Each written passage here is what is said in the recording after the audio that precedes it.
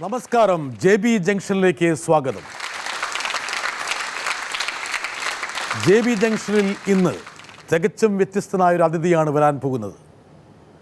Cancer ചികിത്സാരംഗത്തെ മാന്ത്രിക സ്പർശം, ആതുര സേവനത്തിന് മാനവികതയുടെ അനന്തമായ പ്രതലം സമ്മാനിച്ച നമ്മുടെ പ്രിയങ്കരനായ ഡോക്ടർ VP ഗംഗാധരനെ JB ജംഗ്ഷനിലേക്ക് സ്വാഗതം ചെയ്യാം.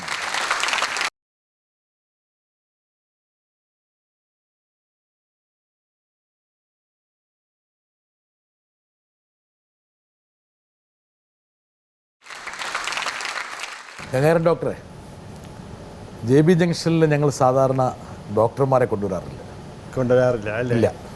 പ്രത്യേകിച്ച് കാരണമല്ലോ ഉണ്ടോ? കൊണ്ടുവരേണ്ട ഡോക്ടർമാരുടെ എണ്ണം വളരെ കുറവാണ്. ക്രൈറ്റീരിയ എന്താണെന്നുള്ള ഡോക്ടർക്ക് അറിയാം. അതുകൊണ്ടാണ് ഗംഗാധരൻ ഡോക്ടറെ JB ജംഗ്ഷനിലേക്ക് ഞങ്ങൾ ക്ഷണിച്ചത്. ഞാൻ ദീർഘകാലമായിട്ട് താങ്കൾ ഈ പരിപാടിയിൽ വരണമെന്ന് ആഗ്രഹിക്കുന്നുണ്ട്.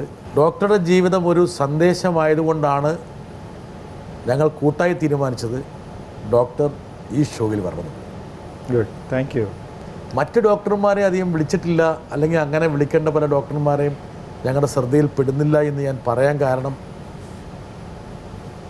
ഡോക്ടർക്ക് മനസ്സിലായോ? എന്തായിരിക്കാം അറിയില്ല. പക്ഷേ എനിക്കൊന്ന് അത് ഒരുപക്ഷെ പല ഡോക്ടർമാരെയും ശരിക്കും മനസ്സിലാക്കി കാണാനുള്ള സാധ്യതയുണ്ട്, കാണാതിരിക്കാനുള്ള സാധ്യതയുണ്ട്. പലരും അതുപോലെ അവരുടെ ആക്ടിവിറ്റിയുമായിട്ട് തന്നെ ഇരിക്കുന്ന ആൾക്കാരുണ്ട്. അങ്ങനെ പല റീസൺസും കാണാം. പക്ഷേ എന്നെക്കാളൊക്കെ വളരെ വളരെ വളരെ നല്ല ഡോക്ടർമാർ, വളരെ ഉയർന്ന തലത്തിൽ നിൽക്കുന്നവരും ചിന്തിക്കുന്നവരും പ്രവർത്തിക്കുന്നവരും ധാരാളം പേരുണ്ട്. ഡോക്ടർ വേണമെങ്കിൽ ഒരു നയന്ത്രജ്ഞയ്ക്കും കൂടി വേണമെങ്കിൽ ഒരു അവാർഡിന് പാത്രമാകാം. അതല്ല ഞാനെപ്പോഴും അലക്കാറുണ്ട്. നമ്മളെ മാത്രമല്ല, അതിൻ്റെ അകത്ത് ആ പ്രൊഫഷനെ എത്തിക്സ് തന്നെ കീപ്പ് ചെയ്തുകൊണ്ട് വളരെ നല്ലപോലെ പ്രാക്ടീസ് ചെയ്യുന്ന ധാരാളം ഡോക്ടർമാരുണ്ട്. ഗംഗാധരൻ ഡോക്ടറെ, അങ്ങനെയുള്ള ഡോക്ടർമാരുടെ എണ്ണം നമ്മുടെ സമൂഹത്തിൽ കുറഞ്ഞു വരുന്നു. അത് ശരിയാണ്. അതിന് തർക്കമില്ലല്ലോ? അത് തർക്കമില്ല. ആ കുറഞ്ഞു വരുന്നതിൻ്റെ പശ്ചാത്തലത്തിലാണ് ഡോക്ടർ VP ഗംഗാധരൻ എന്നുള്ള വ്യക്തിയുടെ പ്രസക്തി വർദ്ധിക്കുന്നത്. പക്ഷെ ആ കുറഞ്ഞു വരുന്നതിൻ്റെ മറുവശം കൂടി നമ്മളൊന്ന് ആലോചിക്കണം. എന്തുകൊണ്ട് കുറഞ്ഞു വരുന്നു ആലോചിച്ചാൽ, ഡോക്ടർ ഒരു സമൂഹത്തിൻ്റെ ക്രോസ് സെക്ഷനിൽ പെടുന്ന ആളാണ് അല്ലേ? ഡോക്ടർ സമൂഹത്തിൻ്റെ ക്രോസ് സെക്ഷൻ തന്നെയാണ്. അപ്പോൾ ആ സമൂഹത്തിൽ വരുന്ന ആ വ്യത്യാസം തീർച്ചയായും ഡോക്ടറിലും വരും. ഇപ്പം ഞാൻ പറയുകയാണെങ്കിൽ എന്നെക്കാളും ഒരു ജനറേഷൻ മുമ്പിലത്തെ ഡോക്ടർമാരെ എടുക്കുകയാണെങ്കിൽ ആ ഡോക്ടർമാർ അതിനേക്കാളും കൂടുതൽ പ്രിൻസിപ്പിൾസും ഒക്കെ ഉള്ള ആൾക്കാരായിരുന്നു. സമൂഹം എന്നതുപോലെയായിരുന്നു. ഇന്ന് സമൂഹം മാറിയപ്പോൾ സമൂഹത്തിൻ്റെ ഒരു ക്രോസ് സെക്ഷനായിട്ട് വരുന്നൊരു ഡോക്ടർ ആ ക്രോസ് സെക്ഷനിൽ ജീവിക്കുമ്പം ഡോക്ടർക്ക് വരുന്ന ആ വ്യത്യാസം തന്നെ ഞാൻ പറയാറുണ്ട്. അത് വരാൻ പാടില്ല. ഞാൻ ഡോക്ടർ പറഞ്ഞ വളരെ പ്രസക്തമായൊരു കാര്യം എന്ന് വെച്ചാൽ, പൊതുവേ നമ്മുടെ സമൂഹത്തിൽ മൂല്യശോഷണം നേരിടുമ്പോൾ സ്വാഭാവികമായിട്ടും എല്ലാ മേഖലയും അത് ബാധിക്കും. അതിൻ്റെ ഭാഗമായിട്ട് അത് ആതുര സേവന രംഗത്തെയും ബാധിച്ചിരിക്കുന്നു. ഒരു ജനറൽ സ്റ്റേറ്റ്മെൻറ്റ് നിലയിൽ വളരെ കറക്റ്റാണ്. ശരി. പക്ഷേ ഈ ഡിപ്രിസിയേഷൻ അല്ലെങ്കിൽ ഡിപ്ലേഷൻ വളരെ ഭീകരമായി അനുഭവപ്പെടുന്നൊരു മേഖല ഈ ആതുര സേവന രംഗമാണെന്നുള്ളതാണ് പ്രധാനം. അത് കാരണം വെച്ചാൽ നേരിട്ട് മനുഷ്യനായിട്ട് ബാധിക്കുന്ന കാര്യമാണ്. ഡയറക്റ്റ് റിയാക്ഷനാണ്. മറ്റു പല ഡയറക്റ്റ് റിയാക്ഷൻ ആയിക്കോളം നിർബന്ധമില്ല. ഇതങ്ങനെയല്ല. ഇത് നമുക്ക് ഇറ്റ് ബി എവിഡൻസ്. പെട്ടെന്ന് വെളുത്തു വരുന്ന സാധനമാണ്. അതുകൊണ്ട് പക്ഷേ ചെയ്യുന്ന ഉദ്ദേശം ഞാൻ പറയുന്നതാണ്, ചെയ്യുന്നത് ശരിയല്ല. പക്ഷെ അങ്ങനെ പിടിച്ചു നിൽക്കാൻ പറ്റുക എന്നുള്ളതാണ് ഒരു ഡോക്ടറുടെ ഏറ്റവും വലിയ ചാലഞ്ച്. സമൂഹത്തിൽ എന്തൊക്കെ വ്യത്യാസം വന്നാലും നമ്മൾ ഉദ്ദേശിക്കുന്ന പ്രിൻസിപ്പിൾസും നമ്മൾ ഉദ്ദേശിക്കുന്ന എത്തിക്സും നമുക്ക് പിടിച്ചു നിൽക്കാൻ പറ്റുക എന്നുള്ളതാണ് ഡോക്ടറുടെ ഏറ്റവും വലിയ ചാലഞ്ച്. 40-50 ലക്ഷം രൂപ കൊടുത്ത് തരപ്പെടുത്തുന്ന ഒരു അഡ്മിഷൻ പിന്നീട് ഡോക്ടറായി ഇറങ്ങിക്കഴിയുമ്പോൾ ആ പണത്തിൻ്റെ ഒരു സ്വാധീനം പിന്നീടുള്ള എല്ലാ പ്രവർത്തന മേഖലയിലും പ്രതിഫലിക്കില്ലേ? അതാണ് ഞാൻ പറഞ്ഞത്. ഞാൻ അവിടെ നിന്ന് തുടങ്ങിയത്. അത് ഞാൻ പറയുന്നത് നമ്മുടെ സമൂഹത്തിൽ വന്ന വ്യത്യാസം, ഒരു വ്യത്യാസം പറഞ്ഞാൽ അതുകൊണ്ടാണ്. പണ്ട് ഞാൻ MBBS പഠിക്കുന്ന സമയത്ത് ഞങ്ങളുടെ ക്ലാസ്സിലുണ്ടായിരുന്ന ക്രോസ് സെക്ഷൻ എന്ന് പറഞ്ഞാൽ നമുക്ക് എല്ലാ ലെവലിലുള്ള ആൾക്കാരും ഉണ്ടായിരുന്നു. അതിൽ ഇപ്പം അങ്ങനെയല്ല. അതിൻ്റെ ഏറ്റവും വലിയ പ്രശ്നം എന്ന് പറയുന്നത് ഉണ്ടാകാൻ കാരണം നമ്മുടെ എൻട്രൻസ് എക്സാമാണ്. ഈ എൻട്രൻസ് സിസ്റ്റമാണ്. കാരണം എൻട്രൻസ് എക്സാമിന് ഇപ്പോഴത്തെ കണ്ടീഷൻ നമ്മൾ എഴുതണമെങ്കിൽ ഇവരോട് ചോദിച്ചറിയാം. എൻട്രൻസ് എക്സാം എഴുതണമെങ്കിൽ ഒരു സാധാരണ വീട്ടിൽ നിന്ന് പഠിച്ച് പോയിരുന്ന ഒരാൾക്ക് എൻട്രൻസ് കിട്ടില്ല. വിരലെണ്ണാന്ന് 2 പേര് ചിലപ്പോൾ ക്വാളിഫൈ ആയിരിക്കാം. ബാക്കിയൊക്കെ ഒരു സ്ട്രീമിൽ കൂടെ പോയേ പറ്റുള്ളൂ. ആ സ്ട്രീമിൽ പോകണമെന്നുണ്ടെങ്കിൽ വരുന്ന ചിലവ് തന്നെ കൂടുതലായി.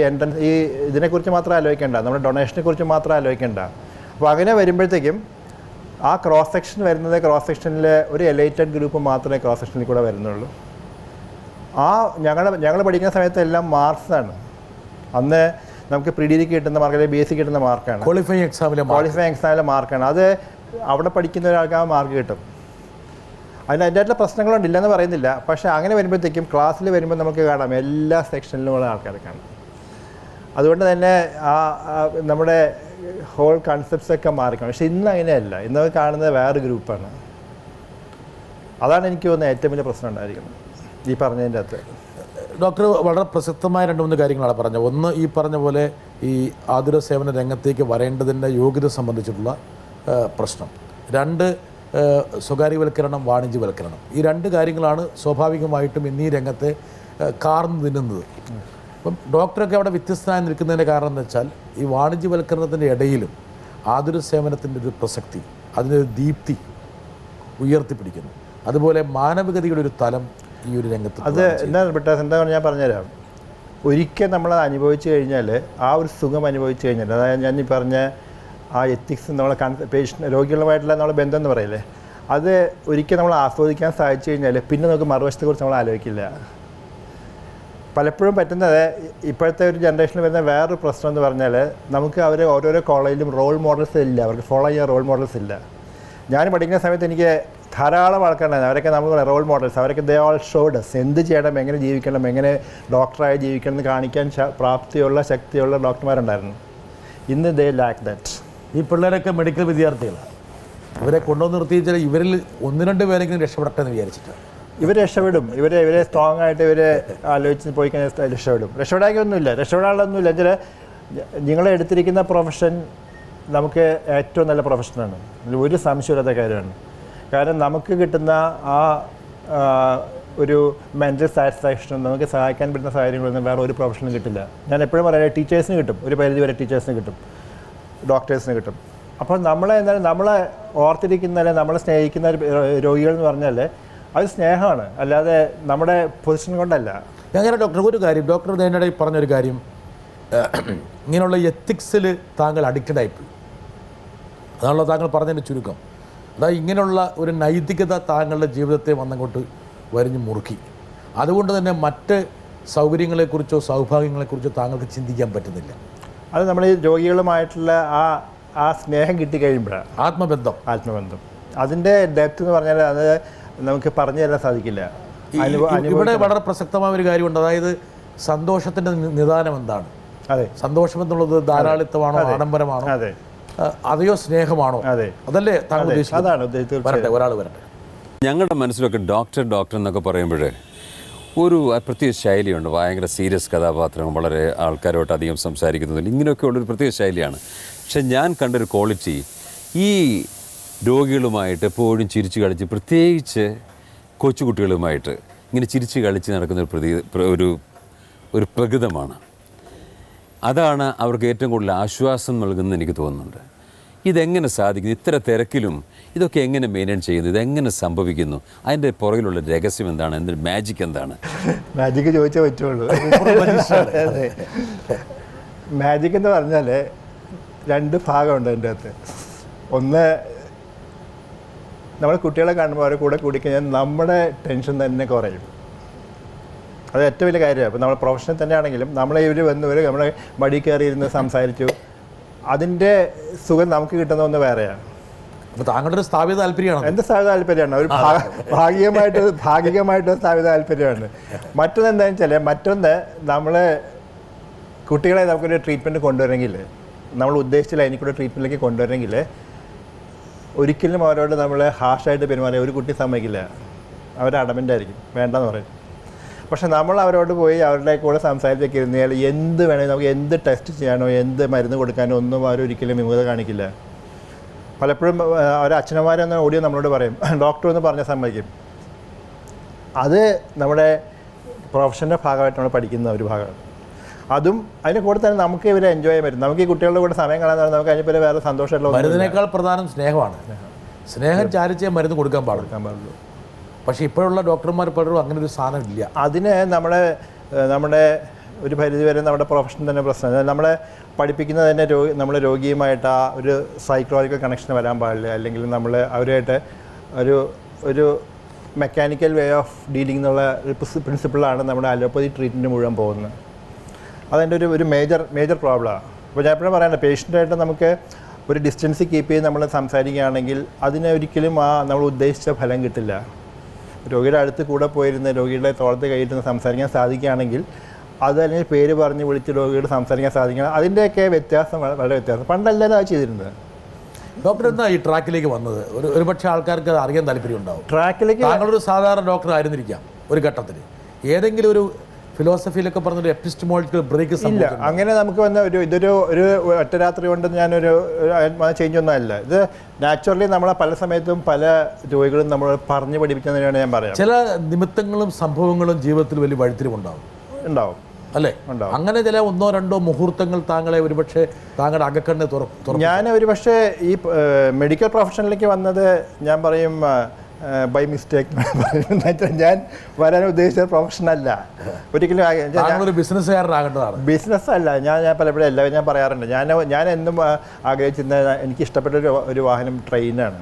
അപ്പം ഞാൻ ട്രെയിനിലെ ഗാർഡ് ആവണമെന്നാണ് എൻ്റെ കുട്ടിക്കാലത്ത് ഭയങ്കരമായ ആഗ്രഹം. Train guard. അതെ. അപ്പം ഞാൻ കുട്ടിക്കാലത്ത് എൻ്റെ ഒരു ഹോബി, ഇപ്പം പല പുസ്തകങ്ങളും വായിക്കുമ്പോൾ എൻ്റെ ഒരു മെയിൻ ഹോബി റെയിൽവേ ഗൈഡ് വായിക്കുക. അത് പലർക്കും രസമായിട്ട് തോന്നും. എനിക്ക് അങ്ങനെ റെയിൽവേ ഗൈഡ് വായിക്കുന്ന ഒരു വ്യക്തിയെ കൂടെ ഞാൻ പരിചയപ്പെട്ടിട്ടുണ്ട്. ഇവിടെയാണ് താങ്കളുടെ ഏറ്റവും വലിയ മാതൃക. അപ്പം എനിക്ക് അന്ന് ഇന്ത്യയിലെ മിക്കവാറും എല്ലാ റൂട്ടിലും പോകുന്ന എല്ലാ ട്രെയിൻസും സ്റ്റോപ്പ്, അതിൻ്റെ ടൈമിങ്. അപ്പോൾ എൻ്റെ ഒരു ഹോബിനകത്ത് ഏത് ട്രെയിനാണ് ഏറ്റവും ഫാസ്റ്റായിട്ട് മൂവ് ചെയ്യാൻ സാധ്യതയുള്ളത്, അതൊക്കെ അങ്ങനെ ഒരു വിചിത്രമായിട്ടൊരു ഇത് തന്നെയായിരുന്നു. പക്ഷേ എൻ്റെ ആഗ്രഹം അതായിരുന്നു. തീർച്ചയായിട്ടും ഞാൻ സ്കൂളിൽ പഠിക്കുന്ന കാലത്ത് നമുക്ക് അന്ന് ഇതുപോലെ നമുക്ക് 4ാം ക്ലാസ്സിൽ പഠിക്കുമ്പോഴേ ഡോക്ടർ ആവണം, 4ാം ക്ലാസ്സിൽ പഠിക്കുമ്പോൾ IAS ആണെന്നൊക്കെ ഗാർഡായിട്ട് ഇങ്ങനെ ഈ കൊടി ഇങ്ങനെ വീശുക എന്നുള്ളതായിരുന്നു താങ്കളുടെ ഒരു ആഗ്രഹം. നമ്മുടെ ആഗ്രഹം അവിടുന്ന് വളരെ അസാധാരണമായൊരു ആഗ്രഹമാണ്. സാധാരണ കുട്ടികൾക്ക് പോലീസാകണം, അല്ലെങ്കിൽ അധ്യാപകനാകണം, ഡോക്ടറാകണം എന്നൊക്കെയാണ്. മറ്റേത് യാത്ര ചെയ്യുക, അല്ലെങ്കിൽ ട്രെയിനിൽ ഫ്രീ ആയിട്ട് യാത്ര ചെയ്യാം. പൈലറ്റാകണം, എയർ ഹോസ്റ്റസ് ആകണം പറയുന്ന പോലെ തീവണ്ടിയിൽ. താങ്കളുടെ പിതാവിന് താങ്കളുടെ ഒരു ബിസിനസ്സുകാരനാകണമെന്നായിരുന്നു. അതെന്താ വെച്ചാൽ പിതാവ് ബിസിനസ്സിലായിരുന്നു. പിന്നെ അന്ന് എൻ്റെ മൂത്ത ചേട്ടൻ എഞ്ചിനീയറായിരുന്നു. മൂത്ത ചേട്ടൻ എഞ്ചിനീയറിംഗ് പ്രൊഫഷനിൽ കൂടെ പോയി. 2ാമത്തെ ചേട്ടൻ ഡോക്ടറായിരുന്നു. അപ്പം ഇവർ രണ്ടുപേരും 2 പ്രൊഫഷനിൽ പോയി കഴിഞ്ഞപ്പോഴത്തേക്കും സാധാരണ അച്ഛൻ പറഞ്ഞു ഒരു വീട്ടിൽ അന്ന് 2 ഡോക്ടറുടെ ആവശ്യമില്ലെന്നുള്ളതാണ് നമ്മുടെ പഴയ കൺസെപ്റ്റൊക്കെ. അപ്പോൾ അന്ന് പറഞ്ഞു 2 പേര് എന്തായാലും 2 പ്രൊഫഷണൽ ലൈൻ എടുത്തു, എന്തുകൊണ്ട് നിനക്ക് ബിസിനസ്സിലേക്ക് വന്നുകൂടാ എന്നുള്ള ആ ചിന്താഗതിയായിരുന്നു. പക്ഷേ അച്ഛൻ വേണ്ടാന്ന് പറയല്ലേ, പക്ഷേ അച്ഛൻ പറഞ്ഞു ഒരാളുടെ നമുക്ക് ബിസിനസ് നോക്കാൻ വേണം എന്നുള്ളതാണ്. അതുകൊണ്ട് മാത്രമാണ് അച്ഛനെ പറയാൻ കാരണം.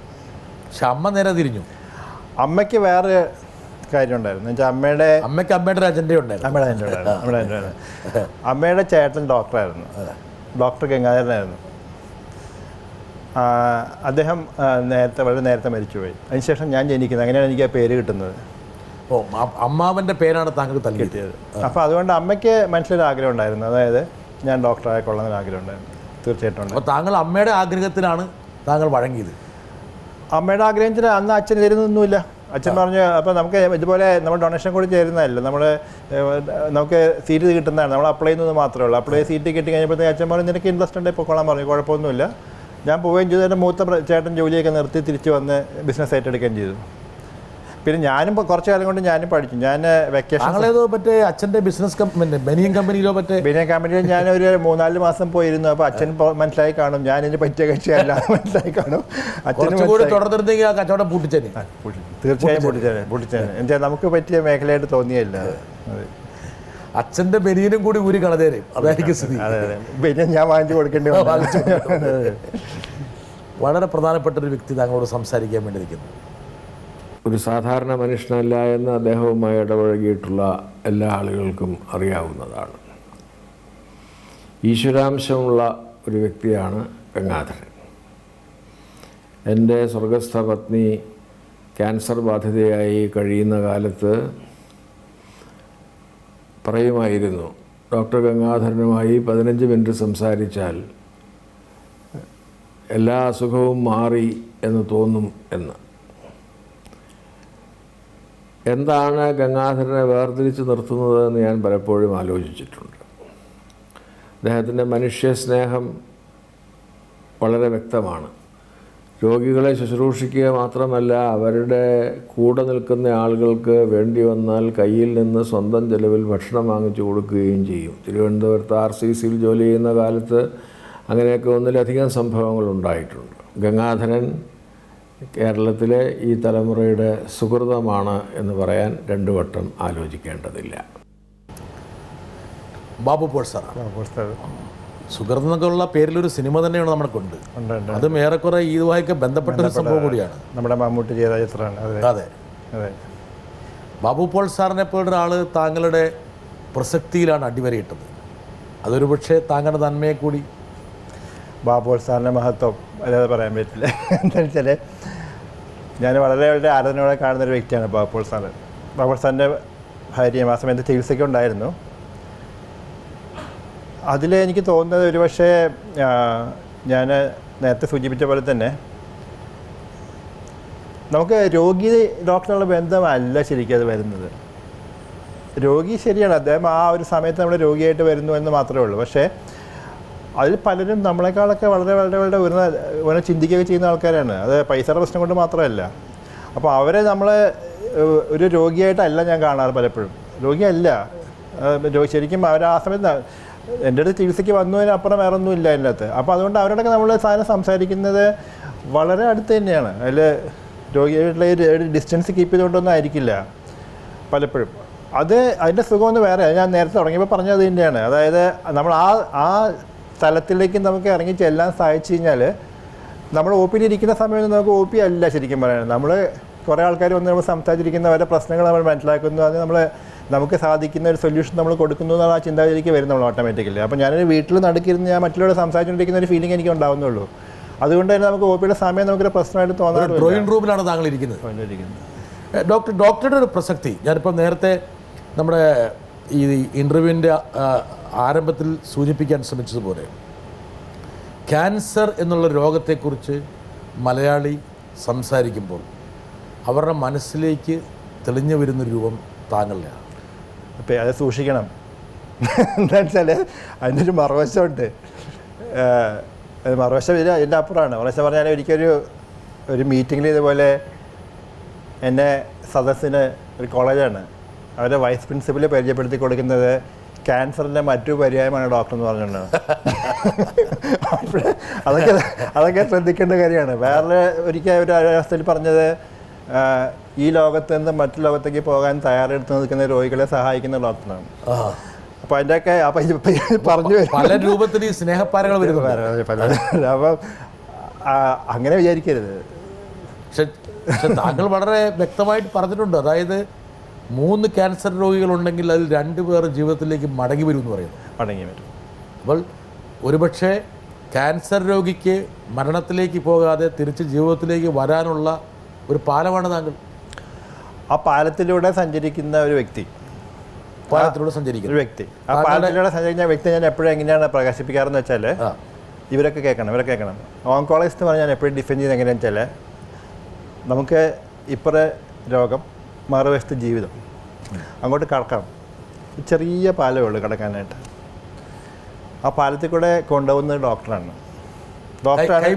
കൈയില്ല, തോളത്തിരുത്തി കൊണ്ടുപോകും. ഓക്കെ.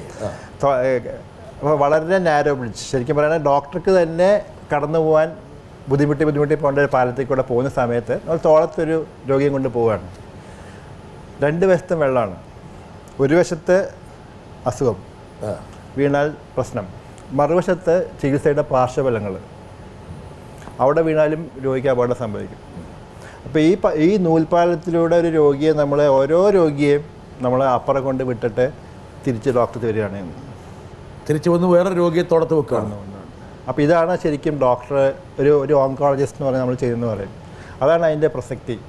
അതുകൊണ്ടാണ് എപ്പോഴും നമ്മുടെ ട്രീറ്റ്മെൻറ്റ് എന്ന് പറയുന്നത് ഡബിൾ എഡ്ജ്ഡ് വെപ്പൺ എന്ന് പറയാൻ കാരണം. ഒരു വശത്തെ അസുഖം, മറുവശത്തെ ചികിത്സയുടെ പ്രശ്നങ്ങൾ. ഇത് രണ്ടും അതിജീവിപ്പിച്ചുകൊണ്ട് നമ്മുടെ രോഗിയെ കൊണ്ടുപോകാൻ സാധിച്ചെങ്കിൽ മാത്രമേ നമുക്ക് രക്ഷ കിട്ടുള്ളൂ.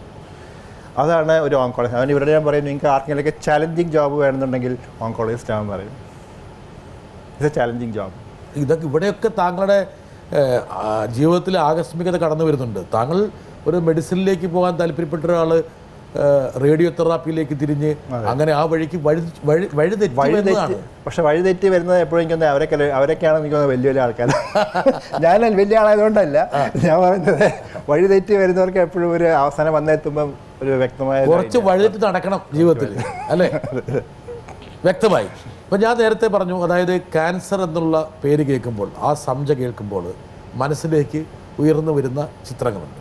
അതിൽ താങ്കളുടെ ചിത്രം തെളിഞ്ഞു വരാൻ കാരണം ഒരുപക്ഷെ ഈ ഒരു മഹാവിപത്തിൽ നിന്ന് രക്ഷപ്പെടാനുള്ള ഒരു അവധൂതനായിട്ട് താങ്കളെ ആൾക്കാർ വിഭാവന ചെയ്യും. ഗംഗാരൻ ഡോക്ടറെ കാണണം, ആദ്യം ആൾക്കാർ വേണമെങ്കിൽ പ്രതികരിക്കാവും. ഒരുപക്ഷെ മാധ്യമങ്ങളൊക്കെ സസൂക്ഷ്മം നിരീക്ഷിക്കുന്ന ഒരാൾ പറയുന്നത് ഗംഗാരൻ ഡോക്ടറെ ഒന്ന് കൺസൾട്ട് ചെയ്തു എന്നാണ് പറയുന്നത്. അത് താങ്കളെപ്പോലുള്ള ഒരു ഡോക്ടർക്ക് കിട്ടാവുന്ന ഏറ്റവും വലിയ അംഗീകാരങ്ങളൊന്നാണ്. തീർച്ചയായിട്ടും അതെ, അത് സന്തോഷമുണ്ട്.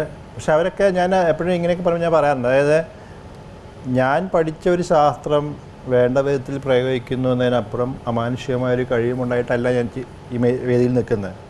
പക്ഷെ അത് കഴിയുന്നതും എനിക്ക് ചെയ്തു കൊടുക്കാനുള്ള ശ്രമം ഞാൻ നടത്താറുണ്ട്. അത് മാത്രമേ എനിക്ക് ഈ സമയത്ത് പറയാൻ സാധിക്കുകയുള്ളൂ. അതുതന്നെ നമുക്ക് ചെയ്യുന്നത്. അതുകൊണ്ട് തന്നെ നമ്മൾ പറയും, നമുക്ക് പല പരാജയങ്ങളും സംഭവിക്കാറുണ്ട്. പരാജയം സംഭവിക്കുന്നത് തന്നെയാണ് വരുന്നത്. ഞാൻ പഠിച്ചൊരു ശാസ്ത്രം വേണ്ട വിധത്തിൽ പ്രയോഗിക്കുന്നതിനപ്പുറം ഒരു അമാനുഷിക ശക്തിയുള്ളൊരു വ്യക്തിയല്ല ഞാൻ എന്ന് തിരിച്ചറിഞ്ഞതാണ്. അത് തന്നെയാണ് ഡോക്ടറുടെ ഏറ്റവും വലിയ ആവശ്യം. താങ്കളെ ഓരോ രോഗിയും ഓരോ പാഠം പഠിപ്പിക്കുന്നുണ്ട്. എല്ലാവരും പഠിപ്പിക്കുന്നുണ്ട്, അല്ലേ? തീർച്ചയായും പഠിപ്പിക്കുന്നുണ്ട്. ഓരോ ദിവസവും ഓരോ രോഗിയെ കാണുമ്പോൾ പുതിയ ധാരാളം കാര്യങ്ങൾ രോഗികളിൽ നിന്ന് പഠിക്കാനുണ്ട്. താങ്കളുടെ ചില അബദ്ധധാരണകൾ ഓരോ രോഗിയെ കാണുമ്പോൾ മാറിക്കിട്ടുന്നുണ്ട്. ഉണ്ട്. അങ്ങനെ മനസ്സിൽ പെട്ടെന്ന് വരാവുന്ന ഇന്നൊരു രോഗി എൻ്റെ മനസ്സിൽ അതുവരെ ഉണ്ടായിരുന്ന ഒരു ധാരണയെ തിരുത്തിക്കുറിച്ചു എന്ന് പറയാവുന്ന എന്തെങ്കിലും എക്സാമ്പിൾ ഉണ്ട്? തീർച്ചയായും ഉണ്ട്. ഞാൻ തമാശയായിട്ട് തന്നെ സംഭവിച്ച കാര്യമാണ്. ഞാൻ വിചാരിക്കാറുണ്ട് ഞാൻ എല്ലാം നന്നായിട്ട് രോഗിയുമായിട്ട് കമ്മ്യൂണിക്കേറ്റ് ചെയ്യുന്നതാണ് വിചാരിക്കാറുണ്ട്. അതായത് ഈ പറഞ്ഞ പോലെ രോഗിയുമായിട്ട് എല്ലാം ഞാൻ പറഞ്ഞ് മനസ്സിലാക്കി കൊടുക്കാൻ സാധിക്കും. അങ്ങനെ ഒരു ദിവസം രാത്രി ഞാൻ OP എല്ലാം കഴിഞ്ഞ് ഞാൻ രാത്രി നമ്മൾ സാധാരണ ചില പേഷ്യൻറ്റ് കാണാൻ പോയി, പ്രോബ്ലം ഉള്ള പേഷ്യൻറ്റിനെ കാണാൻ പോകും. കാണാൻ പോയി കഴിഞ്ഞപ്പോൾ ഒരു മുറിക്കകത്ത് മുറി ലൈറ്റൊക്കെ ഓഫ് ചെയ്ത് രോഗിയും രോഗിയുടെ കൂടെയുള്ള ഒരു സ്ത്രീയും, അത് രോഗിയുടെ റിലേഷനല്ല, കൂടെ നിർത്താൻ വേണ്ടി കൊണ്ടിരിക്കുകയാണ്. ലൈറ്റൊക്കെ ഓഫ് ചെയ്ത് കിടന്ന് ഉറങ്ങുകയാണ്. തട്ടി വിളിച്ചു. അപ്പോൾ അന്ന് കീമോതെറാപ്പി എടുത്തൊരു സ്ത്രീയാണ്. ഇപ്പോൾ ഞാൻ വ്യക്തമായിട്ട് ഓർക്കുന്നുണ്ട്. ഒരു 70 കടന്നൊരു സ്ത്രീ, ഒറ്റ മകനേ ഉള്ളൂ. മകൻ വിദേശത്താണ്. പേരൊക്കെ ഓർമ്മയുണ്ടോ? പേരൊക്കെ ഓർക്കുന്നുണ്ട്. അപ്പോൾ ഞാൻ തട്ടി വിളിച്ച് ഉറങ്ങി കഴിഞ്ഞാൽ രണ്ടുപേരും എഴുന്നേറ്റു. ഉറക്കത്തിൽ നിന്ന് എഴുന്നേറ്റിട്ട് ചോദിച്ചു, ഞങ്ങൾ ഇനി ആഹാരം കഴിക്കാമോ എന്ന് ചോദിച്ചു. അപ്പോൾ ഞാൻ അതെന്താ അങ്ങനെ ചോദിക്കാൻ കാരണം എന്ന് വെച്ചു. അതല്ല, കീമോതെറാപ്പി എടുത്തു കഴിഞ്ഞാൽ അന്ന് ആഹാരം കഴിക്കാൻ പാടില്ല എന്ന് പറഞ്ഞു, അതുകൊണ്ടാണ്. ഞാൻ പറഞ്ഞു അല്ല, അങ്ങനെയാണ് ഞങ്ങൾ വിചാരിച്ചിരുന്നത്. അപ്പോൾ നമ്മൾ ഇല്ല, കഴിക്കാമല്ലോ എന്ന് പറഞ്ഞു. ഉടനെ കൂടെ നിന്ന് സ്ത്രീ ചോദിച്ചു, എനിക്കും കഴിക്കാമോ എന്ന് ചോദിച്ചു. അപ്പോൾ ചോദിച്ചു അതെന്തായിരുന്നു ചോദിച്ചു. അല്ല, ഞങ്ങൾ വിചാരിച്ചത് കൂടെ നിൽക്കുന്ന സ്ത്രീക്കും കഴിക്കാൻ പാടില്ല, രോഗിയും കഴിക്കാൻ പാടില്ല, പിറ്റേ ദിവസം രാവിലെ വരെ കഴിക്കാൻ പാടില്ല എന്നുള്ളതാണ് ഞങ്ങൾ വിചാരിച്ചതെന്ന് പറഞ്ഞു. അപ്പം ഞാൻ വിചാരിച്ചു ഞാൻ പറഞ്ഞു കൊടുക്കുന്നത് ഇതൊന്നും പോരാ, ഇതല്ല അതായത് ആ കമ്മ്യൂണിക്കേഷൻ ഗ്യാപ്പാണ് ശരിക്കും മനസ്സിലാക്കുക. കമ്മ്യൂണിക്കേഷൻ ഞാൻ രാത്രി കണ്ടതുകൊണ്ട് ഇവർ രണ്ടുപേരും അന്ന് എഴുന്നേറ്റ് കഴിക്കണം, ഇല്ലെങ്കിൽ നാളെ അടുത്ത ദിവസം രാവിലെ വരെ രണ്ടുപേരും ഒന്നും കഴിക്കാതിരിക്കും. അപ്പോൾ അവിടെയൊക്കെ നമ്മൾ മനസ്സിലാക്കുന്നത് നമ്മൾ ശരിയാണ്, ഞാൻ പെർഫെക്റ്റ് ആണെന്ന് വിചാരിക്കുന്ന പല മേഖലകളും ഞാൻ പെർഫെക്റ്റ് അല്ല എന്ന് ഓരോ ദിവസം അവർ പഠിപ്പിക്കും. വേറെ ഉദാഹരണം ഇതുപോലെ ഉണ്ടായിട്ടുണ്ട്. നമ്മൾ സാധാരണ ഇവരൊക്കെ അത് കേൾക്കേണ്ട ഒരു കാര്യം തന്നെയാണ്. ഞങ്ങൾ ഡോക്ടേഴ്സിന് സ്വഭാവമുണ്ട്. അതായത് ഡോക്ടേഴ്സിൻ്റെ റൗണ്ട്സ് എടുത്തുകൊണ്ടിരിക്കും. പ്രത്യേകിച്ചും ഒരു ഗ്രൂപ്പ് റൗണ്ട്സ് ആണെങ്കിൽ രോഗി കട്ടിൽ കിടക്കുന്നുണ്ടാവും. രോഗിയോട് ചിലപ്പോൾ നമ്മൾ നാക്ക് നീട്ടാൻ പറയും, നാക്ക് നീട്ടും. പക്ഷേ നാക്ക് നീട്ടി കഴിഞ്ഞാൽ പിന്നെ നാക്ക് തിരിച്ച് അകത്തേക്ക് വെക്കാൻ നമ്മൾ പറയുന്നത് നമ്മൾ അതൊക്കെ സംസാരിക്കും. രോഗി നാക്ക് നീട്ടിക്കൊണ്ട് ഇങ്ങനെ കിടക്കുന്നതാണ്. അപ്പോൾ അങ്ങനെ ഒരു സംഭവമാണ്. അപ്പോൾ ഒരു അന്നൊരു 16 വയസ്സുകാരിയാണ്. ഇന്ന് she will be much more hair. കിടന്ന് ഞങ്ങളുടെ റൗണ്ട്സൊക്കെ കഴിഞ്ഞപ്പം വിളിച്ചിട്ട് പറഞ്ഞു, ഡോക്ടർ നിങ്ങളൊരു കാര്യം മനസ്സിലാക്കണം, നിങ്ങളൊരു രോഗിയോട് കിടക്കാൻ പറഞ്ഞ് ഞങ്ങൾ കിടക്കുകയാണ്. അപ്പോൾ നിങ്ങൾ തലേ ദിവസം കണ്ട സിനിമയും തലേ ദിവസം കാണുന്ന ക്രിക്കറ്റ് കളിയെക്കുറിച്ച് നിങ്ങൾ അങ്ങോട്ട് കൊണ്ട് സംസാരിച്ചുകൊണ്ടിരിക്കും. ഞങ്ങൾ ഇങ്ങനെ കിടക്കൽ കിടന്നുകൊണ്ട് നിങ്ങൾ നോക്കിക്കൊണ്ട് കിടക്കുക. അത് പാടില്ല. നിങ്ങളെ സംസാരിക്കണമെങ്കിൽ എൻ്റെ അടുത്ത് മാറി ഇതുവരെ പോയി സംസാരിക്കും. പക്ഷേ എന്നെ ഒരു പൊസിഷനിൽ കിടത്തിയിട്ട് നിങ്ങൾ പോയി അതിന് ചുറ്റും നിൽക്കുകയല്ലേ, ഒരാളല്ല, ചുറ്റും നിന്നുകൊണ്ട് നിങ്ങൾ കഴിഞ്ഞ ദിവസത്തെ സംഭവങ്ങളൊക്കെ സംസാരിച്ചുകൊണ്ടിരുന്നാൽ രോഗിയുടെ മാനസികാവസ്ഥ എന്താണെന്ന് മനസ്സിലാക്കണം എന്ന് പറഞ്ഞു. ശരിയല്ലേ? 100% റൈറ്റ്. അതുപോലെ വേറെ കുട്ടിയുണ്ടായി. ഞങ്ങൾ ഓരോ പോസ്റ്ററിൽ നിൽക്കുന്ന പടം വരച്ച് കൊണ്ട് തരും. റൗണ്ട്സിന് നടക്കുമ്പോൾ ഓരോരുത്തരെ പോസ്റ്റർ വെച്ചാൽ അങ്ങോട്ട് നോക്കി തരും കൊണ്ട് ആ പോസ്റ്റർ ഒരു കൊച്ചുകുട്ടി വരച്ച് കൊണ്ട് തരും. ഇതൊക്കെ നമ്മൾ പഠിപ്പിക്കുന്നതാണ്. These are all wrong steps നമ്മളെ പഠിപ്പിക്കുന്നതാണ്. അതായത് അവരെ പരിപാലിക്കാൻ വരുന്ന ഡോക്ടർമാർക്ക് അവരോടുള്ളൊരു ശ്രദ്ധക്കുറവ്, അവരുടെ മാനസികാവസ്ഥ ആ സമയത്ത് എന്തായിരിക്കുമെന്ന് ചിന്തിക്കാനുള്ള കപ്പാസിറ്റി അന്ന് എനിക്കില്ലാതെ പറ്റും. അതൊക്കെ ഇവർ പഠിപ്പിക്കുന്നത്. പക്ഷേ ഓരോ സ്റ്റെപ്പിലും പഠിച്ച് അതുകൊണ്ട് തന്നെ നമ്മൾ പറയാറുണ്ട്, എപ്പോഴും ഒരു ഡോക്ടറാണെങ്കിൽ ഒരു 60 വയസ്സെങ്കിലും ആവണമെന്ന് പറയും. 60 വയസ്സ് വരെ അദ്ദേഹം ഡോക്ടർ ആവാനുള്ള ശ്രമത്തിൽ പോയിക്കൊണ്ടിരിക്കുകയാണ്. ഇവർ MBBS കഴിയുമ്പോൾ ഡോക്ടറല്ല, MBBS കഴിയുമ്പോൾ ഡോക്ടർ ഡിഗ്രി കൈ കിട്ടുന്നത് മാത്രമേ ഉള്ളൂ. പക്ഷേ ഓരോ സ്റ്റെപ്പിലും നമുക്ക് പറ്റുന്ന തെറ്റുകളും നമ്മൾ മനസ്സിലാക്കേണ്ട കാര്യം മനസ്സിലാക്കി വരുമ്പോഴത്തേക്കും മിക്കവാറും സർക്കാർ സർവീസിന് റിട്ടയർ ചെയ്യാനുള്ള സമയമാവും. ആ സമയമാകുമ്പോഴത്തേക്കും നമ്മൾ നല്ലൊരു ഡോക്ടർ ആവുള്ളൂ എന്ന് പറയും. അനുഭവമാണ് ഗുരു. അനുഭവമാണ് അത് ഡോക്ടർമാർക്ക് ബാധകമാണ്, കൂടുതൽ ബാധകമാണ്. എത്ര തിയറി പഠിച്ചാലും നമ്മൾ പ്രായോഗികത. എപ്പോഴും പറയും, ഒരു സർജൻ എന്ന് പറയുന്നത്, ഒരു സർജൻ നമ്മളെപ്പോഴും നല്ല സർജൻ എന്ന് വിശേഷിപ്പിക്കുന്നത് ഏറ്റവും നന്നായിട്ട് ഓപ്പറേഷൻ ചെയ്യുന്ന വ്യക്തിയല്ല. നമ്മൾ നല്ല സർജൻ വിശേഷിപ്പിക്കുന്നത് ഒരു രോഗിക്ക് എപ്പോഴും ഓപ്പറേഷൻ ചെയ്യേണ്ട എന്ന് തീരുമാനമെടുക്കാൻ ശക്തമായിട്ട് ഒരു ഫൈനൽ ഡിസിഷനിലേക്ക് എടുക്കാൻ സാധിക്കുന്ന ഒരു ഡോക്ടറാണ് ഏറ്റവും നല്ല സർജൻ. അല്ലാതെ ഏറ്റവും നല്ല സർജറി ചെയ്യുന്ന വ്യക്തിയല്ല എന്ന് പറയും. That gives the idea. That's A spirit.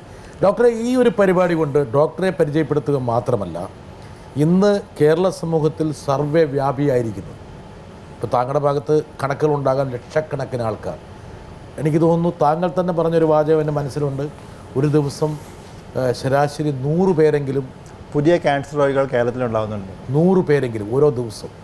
അപ്പോൾ അത്ര മാരകമായിട്ട് നമ്മുടെ സമൂഹത്ത് പടർന്നു പിടിച്ചിരിക്കുന്ന വലിയൊരു മഹാവിപത്തിനെക്കുറിച്ചുള്ള ഒരു അവബോധത്തിൻ്റെ ഭാഗം കൂടിയായിട്ടാണ്.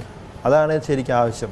ഞാൻ ഇന്ന് പ്രധാനമായിട്ട് ഞാൻ വിചാരിച്ചു, ഇങ്ങനെ ഒരു നല്ല കാര്യത്തിന് വരുമ്പോഴത്തേക്കും അതാണ് നമ്മുടെ ഇന്നത്തെ ആവശ്യം. ഇത് ധാരാളം ആൾക്കാർ ഈ പ്രോഗ്രാം കാണും. ഞാൻ വളരെ ക്വിക്കായിട്ട് 3-4 ചോദ്യം ചോദിക്കാം. ക്യാൻസർ പേടിക്കേണ്ട ഒന്നാണോ അല്ലല്ലോ? ഒട്ടുമല്ല. ക്യാൻസർ പേടിക്കേണ്ട അസുഖമേ അല്ല, മറ്റു പല അസുഖങ്ങളെക്കാളും ഭേദപ്പെട്ട അസുഖമാണ്. ഒരു പനി പിടിച്ചാൽ മരിക്കുന്നതിനേക്കാൾ കുറവിലാണോ ആൾക്കാർ ക്യാൻസർ വന്നാൽ മരിക്കുന്നത്? അങ്ങനെയല്ല. പക്ഷേ തിരിച്ച് ഞാൻ പറയാം, നമുക്ക് മരിക്കാൻ ക്യാൻസർ വരണമെന്നില്ല, എല്ലാ ക്യാൻസറുകളും മരിക്കുന്നില്ല. ഉദാഹരണത്തിന് പറയുകയാണെങ്കിൽ, ഞങ്ങൾ ഒരു 2.5-3 വർഷത്തോളം മെനക്കെട്ട് ചികിത്സ, ഞാൻ പറഞ്ഞ പോലെ ഈ പാലത്തിൽ കൂടെ കൊണ്ടുപോയി അപ്പുറം കൊണ്ടുവിട്ട ഒരു വ്യക്തി അവസാനം ഒരു കൊച്ചുകുട്ടി മരിക്കുന്നത് തലയിൽ തേങ്ങ വീണിട്ടാണ്.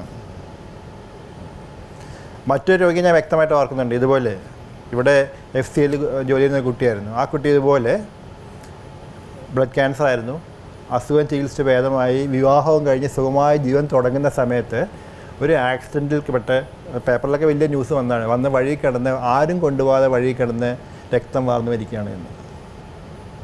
അപ്പോൾ അവിടെയൊക്കെ നമ്മൾ തിരിഞ്ഞാലോചിച്ചാൽ എവിടെയാണ് നമ്മൾ പറയുന്ന അർത്ഥം എന്ന് തോന്നും. ഈ മലയാളിക്ക് ഈ ക്യാൻസർ ഒരു ഒഴിയാബാധയായി വന്നു. മാത്രമല്ല, ഒരു പക്ഷേ ഈ കൂടുതൽ അവബോധമുള്ളതുകൊണ്ടായിരിക്കാം, അല്ലെങ്കിൽ വിവരമുള്ളതുകൊണ്ടായിരിക്കാം ക്യാൻസർ എന്ന് പറഞ്ഞാൽ വലിയൊരു മാരക പകുതി നോളജ് എന്ന് പറയും. പകുതി നോളജ്. അതിൻ്റെ ഉദാഹരണം കഴിഞ്ഞ ആഴ്ച വന്നിരുന്നു. ഒരു ഗൾഫിൽ നിന്ന് വരുന്ന ഒരു വ്യക്തിയാണ്. അദ്ദേഹം ഇവിടെ എയർപോർട്ടിൽ വന്ന് ഇറങ്ങി, ഫ്ലൈറ്റിൽ നിന്ന് താഴെ ഇറങ്ങിയപ്പം പതുക്കെ തല കറങ്ങുന്ന പോലെ തോന്നി വന്നു. ഫ്ലൈറ്റിൽ നിന്ന് ഇറങ്ങുമ്പോൾ നാച്ചുറലി ഉണ്ടാകുന്നതാണ്. അപ്പോൾ കണ്ണിൽ കുറച്ച് ചുവപ്പ് നിറം വന്നു. അപ്പോൾ അദ്ദേഹം ഉടനെ ഗൂഗിളിൽ പോയി സെർച്ച് ചെയ്തപ്പം ബ്രെയിൻ ട്യൂമറിൻ്റെ ഒരു സിംറ്റം ആവാതെ നേരെ വീട്ടിൽ പോലും പോകാതെ നേരെ എയർപോർട്ടിൽ നിന്ന് ഹോസ്പിറ്റലിലേക്കാണ് വരുന്നത്. എനിക്ക് ബ്രെയിൻ ട്യൂമർ ഉണ്ടല്ലോ തിരിച്ചറിയണമെന്ന് പറഞ്ഞു.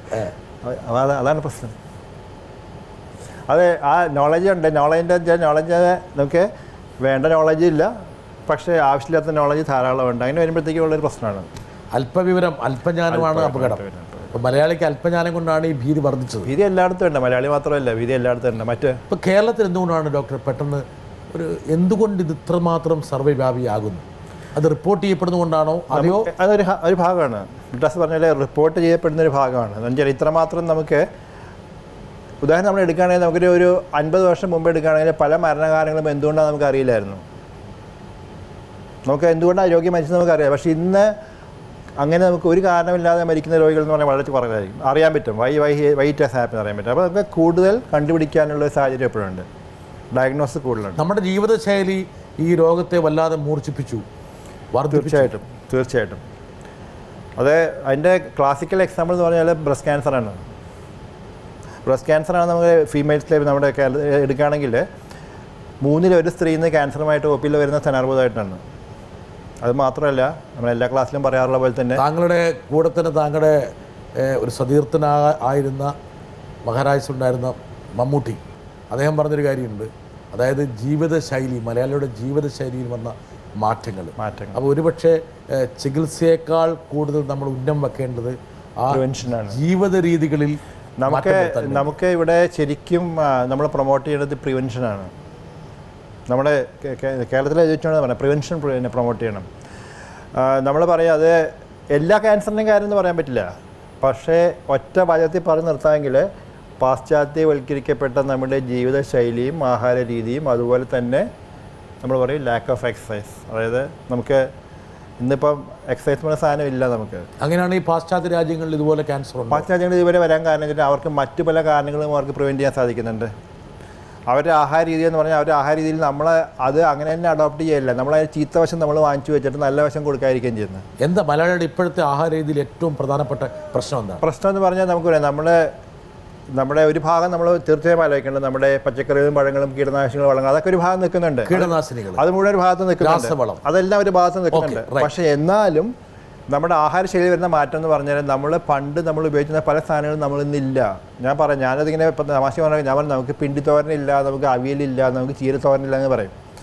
അപ്പോൾ നമുക്ക് നമ്മുടെ പ്രൊട്ടക്ഷന് വേണ്ടി പല സാധനങ്ങളും നമ്മളറിയാതെ പണ്ട് കഴിക്കുന്നുണ്ടായിരുന്നു, നമ്മളെ പ്രൊട്ടക്ട് ചെയ്യാൻ സാധ്യതയുള്ള. പക്ഷേ ആ പ്രൊട്ടക്ഷൻ ഒന്നും നമുക്കിന്നില്ല. പക്ഷേ സായിപ്പിനെ നമുക്ക് ഈ പ്രശ്നങ്ങളൊക്കെ ഉണ്ടെങ്കിലും സായിപ്പിന് സാലഡ് എന്ന രൂപത്തിൽ ഒരുപാട് സസ്യാഹാരം കഴിക്കും. സാലഡ് എല്ലാവർക്കും ഉണ്ട്. മേശപ്പുറത്ത് ആദ്യമേ സാലഡ് കഴിക്കാതെ സായിപ്പ് മറ്റേ കഴിക്കില്ല. നമുക്ക് സാലഡ് ഇല്ല, നമുക്കുള്ളത് പൊറോട്ടയും ബീഫും. അപ്പോൾ അതിൻ്റെ ഒരു കാര്യം പറയാൻ ഞാനിതുപോലെ കണ്ട തമാശ പറഞ്ഞുതരാം. ഞാനിതുപോലെ രാവിലെ തിരുവനന്തപുരത്തേക്ക് പോവുകയാണ്. അപ്പോൾ ഹരിപ്പാട് അടുത്തൊരു പുതിയ കോഫി ഹൗസ് തുടങ്ങിയിട്ടുണ്ടല്ലോ. ഇപ്പോഴല്ല, അന്ന് ഞാൻ തുടങ്ങിയ സമയത്ത് ഞാനൊരു വിസിറ്ററായിരുന്നു അന്നത്തെ പോയ സമയത്ത്. അപ്പോൾ രാവിലെ ഒരു കക്ഷി അദ്ദേഹം ആഹാരം കഴിക്കാൻ തുടങ്ങുകയാണ്. മേശപ്പുറത്ത് ബീഫ് കറിയുണ്ട്, പൊറോട്ടയുണ്ട്, 3-4 ഐറ്റം ഉണ്ട്. അതൊക്കെ മുമ്പിൽ വെച്ചുകൊണ്ട് ഇദ്ദേഹം പോക്കറ്റിൽ നിന്ന് കവർ എടുത്തിട്ട് ഓരോരോ ഗുളികയായിട്ട് പുറത്തേക്ക് എടുക്കുക, കഴിക്കാനുള്ള ഗുളികകൾ. മിക്കവാറും ഡയബറ്റീസ് കാണും, മിക്കവാറും പ്രഷർ കാണും. അപ്പോൾ ആ ഗുളികയൊക്കെ കഴിച്ചതിന് ശേഷം അതിന് മുകളിൽ കഴിക്കുന്ന സാധനം ഇതാണ്. അപ്പോൾ ഞാൻ ഒരു നിമിഷം ചിന്തിച്ചു, ഇദ്ദേഹം കഴിക്കാൻ പോലും മെനക്കേണ്ട ആവശ്യമില്ല. ഒന്ന് അകത്തേക്ക് കൊടുത്തു വിട്ട് ഇതിൻ്റെ അകത്തൊന്ന് മിക്സ് ചെയ്ത് തരാൻ പറയുകയാണെന്നുണ്ടെങ്കിൽ സ്വയം കഴിക്കേണ്ട ആവശ്യമില്ല, അതിൻ്റെ അകത്ത് തന്നെ എല്ലാം മിക്സ് ചെയ്ത് കഴിക്കാം. അപ്പോൾ അതാണ് നമ്മുടെ ടെൻഡൻസി. മലയാളികളുടേതല്ല, നമ്മൾ മരുന്ന് കഴിക്കാൻ തയ്യാറാണ്. നമുക്ക് ഏത് മരുന്ന് കഴിക്കാനും ഏത് ആശുപത്രിയിൽ പോയാൽ നമുക്ക് ചികിത്സ ചെയ്യാം. പക്ഷേ നമ്മൾ അതേ സമയത്ത് നമുക്ക് പ്രിവെൻഷൻ പ്രൊട്ടക്ഷൻ നമുക്കില്ല. പക്ഷേ ഇപ്പോൾ ഇവിടെയുള്ള ഡോക്ടർമാരെല്ലാം പ്രിവെൻഷനേക്കാൾ കൂടുതൽ ശ്രദ്ധിക്കുന്നത് ചികിത്സയിലും മറ്റുള്ള കാര്യങ്ങളിലും. ഒരുപക്ഷെ വരുമാനം അതിൽ നിന്നായതുകൊണ്ടായിരിക്കും. അതൊരു ഭാഗമായിരിക്കാം. പക്ഷെ അതൊക്കെ ഇനി നമ്മൾ പറയുമ്പോൾ ഓരോ കഥകൾ ഓർമ്മ വരും. ഒരിക്കൽ ഒരു നമ്മുടെ ക്രിസോസ്റ്റം തിരുമേനി ഉണ്ടല്ലോ, ഒരിക്കൽ പന്തളത്തെ ഒരു ഡയബറ്റോളജിസ്റ്റാണ്. അദ്ദേഹത്തിൻ്റെ ഒരു WHO പ്രോജക്റ്റ് ഉദ്ഘാടനം ചെയ്യുകയാണ്. പ്രോജക്റ്റ് സ്കൂൾ കുട്ടികളിൽ ഡയബറ്റീസിൻ്റെ സാധ്യതകളും അവരുടെ മാതാപിതാക്കളെ ഇതിനെക്കുറിച്ചുള്ള അവബോധത്തിന് വേണ്ടിയാണ്. അപ്പോൾ ആ ഉദ്ഘാടനത്തിന് വന്നപ്പോൾ സ്വന്തമായി പ്രസംഗിച്ചു.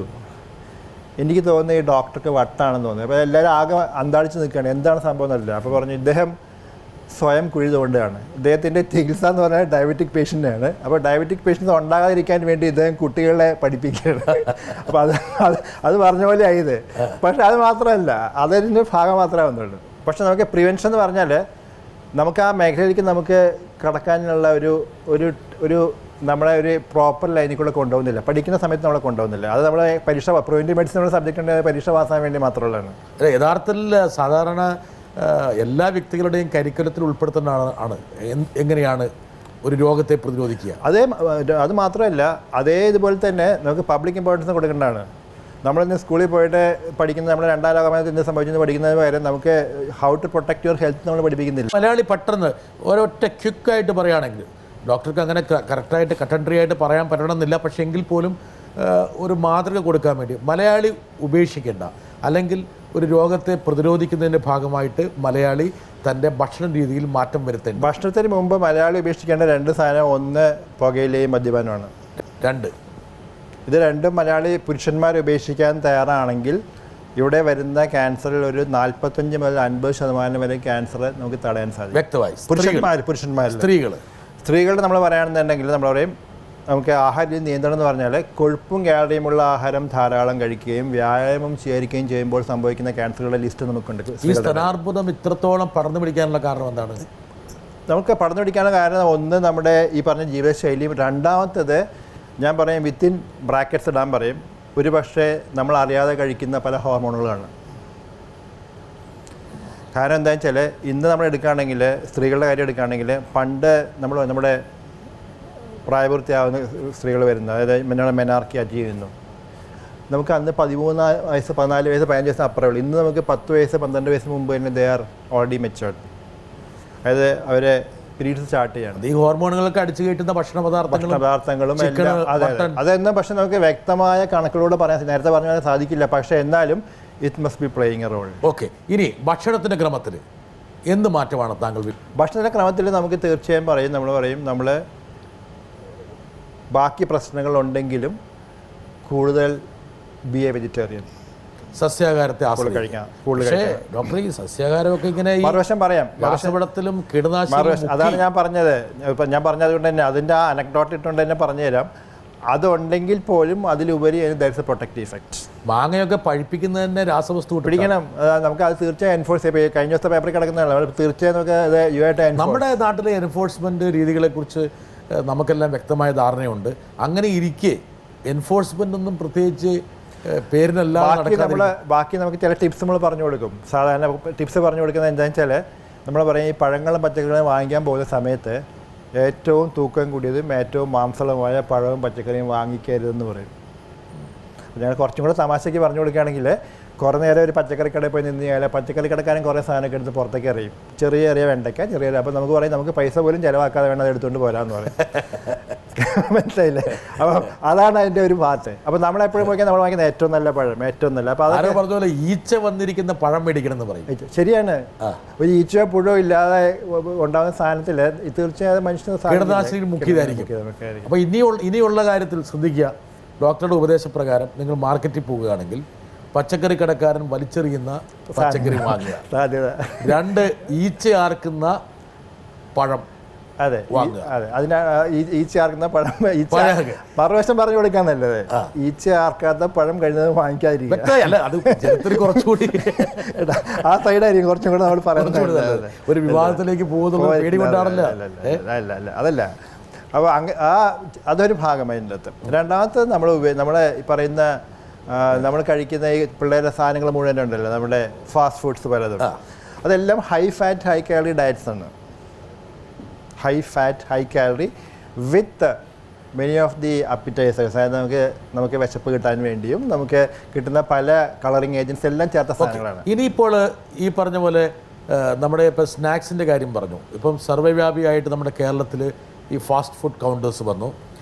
പിന്നെ പാക്ഡ് ഐറ്റംസ്, ചിപ്സുകൾ, KFC അതുപോലെയുള്ള സംഭവങ്ങൾ, പിന്നെ കോക്ക്, പെപ്സി. താങ്കൾ ഉദ്ദേശിക്കുന്നത് ഇതൊന്നും നല്ലതല്ല? ഇതൊന്നും നമുക്ക് നോട്ട് ഗുഡാണ്. പക്ഷെ അതുകൊണ്ട് ഞാൻ പറഞ്ഞു ഇത് ഒരു ദിവസം പോയി ഒരു പെപ്സി കുടിച്ചു എന്നുള്ള പ്രശ്നമൊന്നും അല്ല ഉദ്ദേശിക്കുന്നത്. പക്ഷെ സ്ഥിരമായിട്ട് കഴിക്കുന്ന ധാരാളം ആൾക്കാരുണ്ട്. അതായത് വെള്ളം കുടിക്കുന്നവരെ പെപ്സി കുടിക്കുന്ന ആൾക്കാരുണ്ട്. അതുപോലെ നമുക്ക് രാവിലെ തൊട്ട് വൈകുന്നേരം വരെ ഇതുപോലത്തെ സാധനങ്ങൾ മാത്രം കഴിച്ചുകൊണ്ട് നടക്കുന്ന ആൾക്കാരുണ്ട്. അതാണ് ഞങ്ങളുടെ ജനറേഷൻ ഞാൻ പറയാൻ കാരണം. നമ്മളാരും ഇപ്പോൾ ഒരു പോയി ഒരു പഫ് കഴിച്ചുകൊണ്ട് പ്രശ്നമെന്ന് പറയാൻ 4 കഷ്ണം ഉപ്പേരി കഴിച്ചുകൊണ്ട് പ്രശ്നം അല്ല നമ്മൾ മനസ്സിലാക്കേണ്ടത്. വല്ലപ്പോഴും ഒന്നും കഴിക്കാം. ഉദാഹരണം പറഞ്ഞാൽ ബീഫും മട്ടനൊക്കെ വേണമെങ്കിൽ വല്ലപ്പോഴും കഴിക്കാം. അത് നമ്മുടെ മെയിൻ ഫുഡ് അതാവാൻ പാടില്ല. താങ്കൾ ഹരിപ്പാട് കണ്ട പോലെ രാവിലെ തന്നെ ഈ പരിപാടി തുടങ്ങണ്ട, അതല്ല ഉദ്ദേശിച്ചത്. അതെ. ഡോക്ടർ ഇതൊക്കെ കഴിക്കുമോ? ഞാൻ എല്ലാം കഴിക്കും. പക്ഷെ ഞാൻ ബീഫും കഴിക്കും.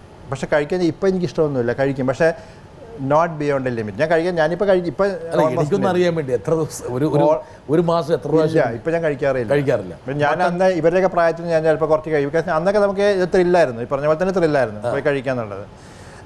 അപ്പോൾ അന്ന് നമ്മൾ യൂസ് ചെയ്തിട്ടുണ്ട്. പക്ഷേ അന്ന് യൂസ് ചെയ്യുകയാണെങ്കിൽ നമ്മളിതുപോലെ രാവിലെ തൊട്ട് വൈകുന്നേരം എന്നുള്ളതല്ല നമ്മൾ ഉദ്ദേശിക്കുന്നത്. നമ്മൾ വൺസ് ഇൻ എ വൈൽ വല്ലപ്പോഴും കമ്പനി അടിച്ച് ആഴ്ച തന്നെ കഴിക്കില്ല.